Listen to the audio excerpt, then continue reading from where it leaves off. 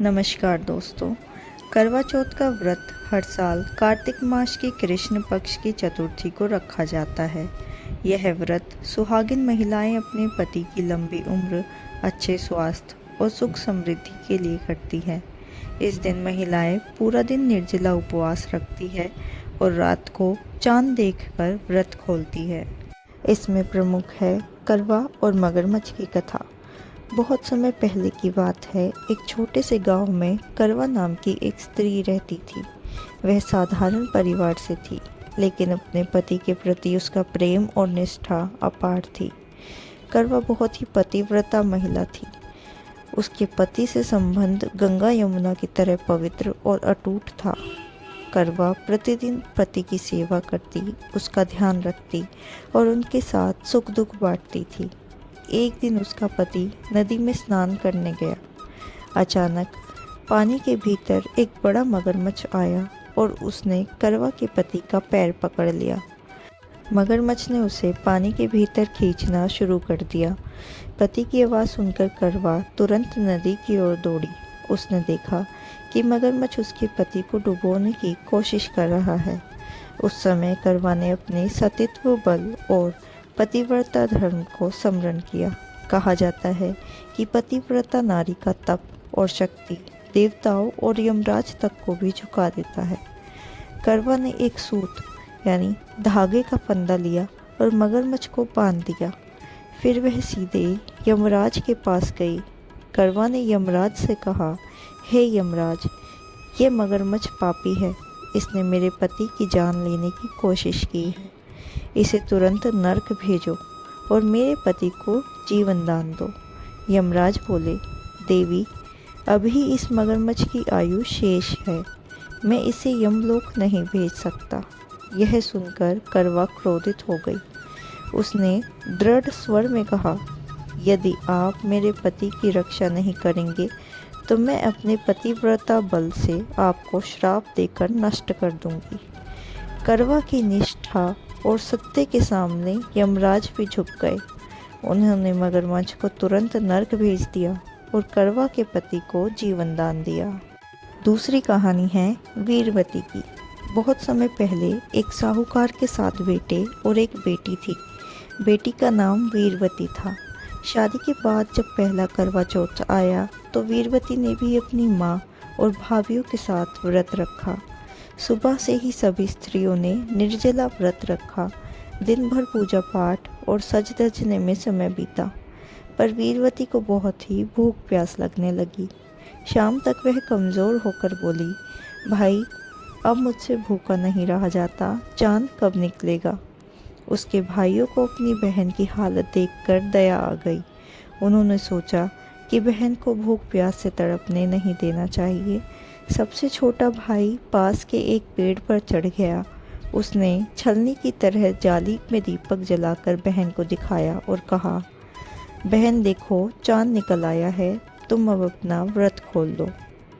बहन ने भाइयों की बात पर विश्वास किया और सच में चांद समझकर अर्घ देकर व्रत खोल लिया। लेकिन जैसे ही उसने पहला निवाला मुंह में डाला, उसे अपने पति की मृत्यु का समाचार मिला। यह सुनकर वीरवती विलाप करने लगी। वह अपने पति के शव के पास बैठकर रोती रही।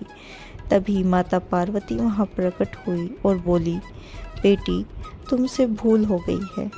तुमने छल से व्रत तोड़ लिया, इसीलिए तुम्हें यह दुख मिला। यदि तुम श्रद्धा और नियम से अगला करवा चौथ का व्रत करोगी तो तुम्हारा पति पुनः जीवित हो जाएगा। वीरवती ने अगले साल कठोरता से व्रत किया। अगले साल जब उसने पूरे नियम और सच्चे मन से करवा चौथ का व्रत रखा तो माता पार्वती उसकी श्रद्धा से प्रसन्न हुई और उसके पति को जीवन दान मिला। तीसरी कथा है सावित्री और सत्यवान की। बहुत समय पहले अशुपति नामक राजा थे। वह मद्र देश का शासक था। उसकी कोई संतान नहीं थी। उसने लंबे समय तक तप और यज्ञ किए। तब देवी सावित्री ने उन्हें एक सुंदर और तेजस्विनी पुत्री का वरदान दिया। उसी देवी के नाम पर उस कन्या का नाम सावित्री रखा गया। सावित्री बहुत ही रूपवती, बुद्धिमान थी। जब विवाह योग्य हुई तो उसके पिता ने उसे स्वयंवर करने की अनुमति दी। सावित्री ने वन में तपस्वी सत्यवान को देखा। वह राजकुमार था, लेकिन उसका राज्य छिन चुका था और वह अपने अंधे माता पिता के साथ वन में जीवन व्यतीत कर रहा था। सत्यवान तपस्वी, धर्मप्रिय और वीर था। सावित्री ने उसे ही अपने पति के रूप में चुना। लेकिन जब नारद मुनि ने सावित्री को बताया कि सत्यवान की आयु बहुत ही छोटी है और मात्र 1 वर्ष बाद उसकी मृत्यु निश्चित है, तो सबने सावित्री को समझाया कि वह किसी और को चयन कर ले। लेकिन सावित्री दृढ़ रही और बोली, मैं एक बार चुन चुकी हूँ, अब पति बदलना संभव नहीं।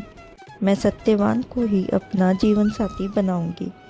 विवाह के बाद सावित्री अपने सास ससुर और पति के साथ वन में रहने लगी। वह पूरे मन से पति और ससुराल वालों की सेवा करती। समय बीता और वह दिन आ गया जब सत्यवान की मृत्यु होनी थी। सावित्री ने उस दिन कठोर व्रत रखा और अपने पति का साथ कभी न छोड़ने का प्रण लिया। सत्यवान लकड़ियाँ काटने जंगल गया और सावित्री भी उसके साथ चल दी। वहाँ सत्यवान के सर में अचानक बहुत तेज दर्द हुआ और वह सावित्री की गोद में बेहोश होकर गिर पड़ा। अभी यमराज वहाँ प्रकट हुए और सत्यवान की आत्मा को अपने साथ ले जाने लगे। सावित्री उनका पीछा करती रही।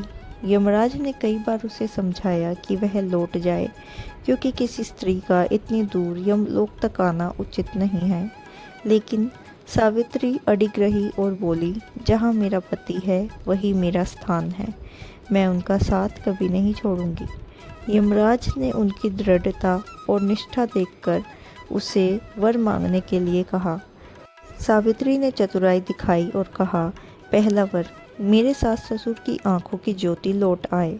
दूसरा वर, मेरे ससुर का खोया हुआ राज्य उन्हें वापस मिल जाए। तीसरा वर, मुझे 100 पुत्रों की प्राप्ति हो। यमराज ने तीनों वरदान दे दिए, लेकिन तीसरे वरदान के बाद यमराज स्वयं विचार में पड़ गए कि पति के बिना पुत्र कैसे संभव है। तभी उन्हें अपनी भूल का आभास हुआ। यमराज ने सावित्री के पतिव्रता, उसकी बुद्धिमानी से प्रसन्न होकर कहा, हे सती, तुम्हारा धर्म और निष्ठा अपार है। मैं तुम्हारे पति सत्यवान को जीवन दान देता हूँ। सावित्री का पति जीवित हो उठा। वह दोनों लौटकर अपने वन आश्रम पहुँचे और शीघ्र ही सत्यवान को अपना राज्य वापस मिल गया। इन तीनों कथाओं से यही शिक्षा मिलती है, पत्नी का सच्चा प्रेम, निष्ठा और पतिव्रता धर्म अमर शक्ति है। व्रत और पूजा सिर्फ रीति रिवाज नहीं, बल्कि स्त्री की भक्ति और त्याग का प्रतीक है। जब पत्नी पूरे मन से अपने पति की लंबी उम्र और सुख की कामना करती है, तो स्वयं ईश्वर और यमराज भी उनकी प्रार्थना को अस्वीकार नहीं कर सकते। अगर आपको यह वीडियो पसंद आया हो तो वीडियो को लाइक करें, शेयर करें और सब्सक्राइब करना ना भूलें, ताकि आगे आने वाली वीडियोस आपसे मिस ना हो।